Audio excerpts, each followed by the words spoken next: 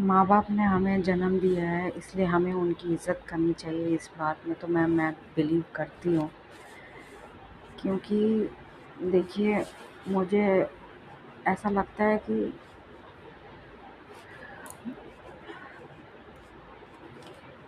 पता नहीं उनके टाइम में उन्होंने ये सच सच जाना था कि नहीं जाना था, पर अब हमें जो सच पता चल गया है कि कितना मुश्किल है माँ बाप बनना, बच्चों को पालना।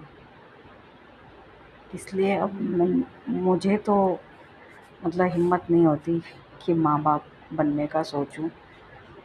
अगर सोचो भी तो सही आदमी होना चाहिए। पर ऐसा पता नहीं हमारे माँ बाप ने सोचा था कि नहीं सोचा था, या कह लीजिए कि उनको शायद सही इंसान मिल गया था जिनसे वो बच्चे चाहते थे या जिनके साथ बच्चे करना चाहते थे, तो वो उन्होंने किया। ठीक है, पर मतलब उम, मेरे केस में तो मुझे ऐसा लगा कि शायद वो एक दूसरे के साथ खुश नहीं थे, और उनकी शादी भी काफ़ी मतलब 20 साल के थे तभी हो गई थी।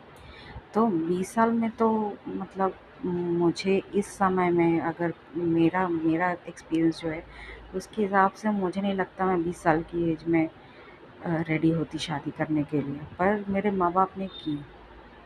तो उस वक़्त तो मुझे ऐसा लगता है कि रिसोर्सेज़ भी नहीं थे उनके पास, कि वो किसी तरीके का ज्ञान ले सकते। पर एक अंदर से एक ज्ञान आता है, हर इंसान समझता है उसके लिए क्या सही है, क्या गलत है। पर कहीं न कहीं माँ-बाप ही ज़िम्मेदार होते हैं अपने बच्चों को भ्रमित करने के लिए, है कि नहीं? ये जो कहते हैं कि माँ-बाप भगवान होते हैं, है ना? माँ-बाप की बातों को कभी गलत नहीं कहना चाहिए। ये सब मतलब एक तरीके से आपकी प्रोटेक्शन के लिए ही शायद कहा जाता है, क्योंकि आप आई मीन आप किसी को गलत ठहरा के क्या कर लोगे, है कि नहीं?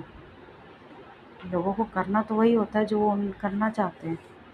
हाँ, आप बता सकते हो, पर फिर आप बताने के चक्कर में बुरे भी बन जाते हो, ये भी है। मैं भी बुरी बन गई थी अपने माँ-बाप को, मैंने भी कई बार गलत जो था उसको गलत बोला, जो सही है उसको सही बोला। उसमें मैं ही पागल बन जाती थी, मुझे ही बुरा बोला जाता था। तो उन्होंने माँ-बाप बने और हमको पाला, उस चीज़ की तो मैं इज़्ज़त करती हूँ। कैसे पाला वो तो अलग ही चीज़ है।